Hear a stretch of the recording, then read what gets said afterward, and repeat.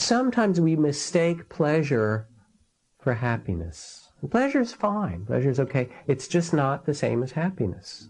I mean, we get the mistaken idea that if we get enough pleasure, that will make us happy. You know, getting up in the morning and have a wonderful croissant and a good latte, you know, the best breads that now San Francisco and Marin, all these European breads that are now available. Thought the Europeans had happiness. Now we have it in San Francisco, right? And then you have a good game of tennis, and you go to you work, and you have a creative and successful and money-making day, and you go out to a wonderful dinner, and you go for a run by the ocean, and you watch a beautiful sunset, and you have a great bottle of wine, and watch a great movie, and have terrific sex, and stay up really late, and then you get up in the morning, and you start to do that all over again, right? And after a while, you know what you get? Tired. That's what you get, actually.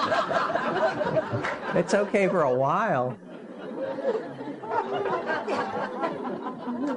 But you can be kind of like a moth to a flame. You can be going for something that in the end doesn't really fulfill the heart because you can't sustain it. You can't keep it up. Pema talks about finding happiness without a hangover. What is the real happiness, right? And that's not the happiness that's based on grasping, but it's the happiness based on the openness of the heart. We need to acknowledge, along with the pleasures of life that there are, that we can appreciate when they're here, we also need to acknowledge the fact that sometimes our life is quite hard. And that sorrow, struggle, suffering, difficulty needs to be met with sympathy, with compassion. We need to learn to bow to the difficulties of our life, because everyone has them. There's not a human being who doesn't have that. And if they look, on the cover of that glamorous magazine or whatever, like they don't, it's just that particular moment, that the photographer caught that looks pretty good. And they may have their moments of pleasure as we do, but it's part of every human life to also struggle. A poem from Alison Luderman, who's my newest favorite poet, lives in Oakland, and her latest book is called The Largest Possible Life.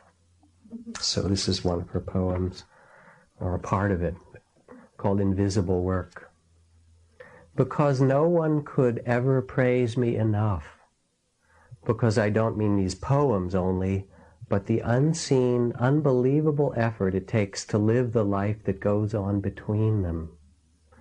I think all the time about invisible work, about the young mother on welfare I interviewed years ago who said, "It's hard. You bring him to the park, run rings around yourself keeping him safe, cut hot dogs into bite-sized pieces for dinner, and there's no one to say what a good job you're doing, how you were patient and loving for the 1,000th time, even though you had a headache and a broken heart.